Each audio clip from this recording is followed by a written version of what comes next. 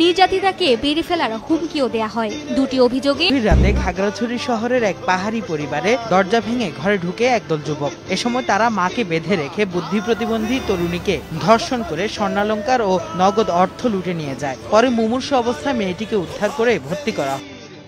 এদিকে মুমূর্ষু স্বামীর জন্য রক্ত জোগাড় করে দেবার কথা বলে ধর্ষণ করা হয়েছে স্ত্রীকে। ধর্ষক এবং ধর্ষণের সহযোগী এক নারীকে গ্রেফতার করেছে র‍্যাব-2। মানিকগঞ্জের ঘিওরে অষ্টম শ্রেণীর এক ছাত্রীকে ধর্ষণের ঘটনায় মামলা হয়েছে। পুলিশ এনায় পাশের বাড়িতে পানি আনতে গেলে ওই স্কুল ছাত্রের উপর নির্যাতন চালায় প্রতিবেশী রাজীব। ঘটনার ধামাচাপা দিতে স্থানীয়ভাবে আপোষ মীমাংসার চেষ্টা চালায় রাজীবের পরিবার ও সমাজপতিরা। বিষয়টি জানার পর গতকাল পুলিশ ছাত্রীর বাড়িতে যায়। চট্টগ্রামে বেড়াতে গিয়ে ধর্ষণের শিকার তরুণীর মামলায় অভিযুক্ত চান্দু মিয়াকে গ্রেফতার করেছে পুলিশ। রাতে শহরে অভিযান চালিয়ে তাকে গ্রেফতার করা হয়।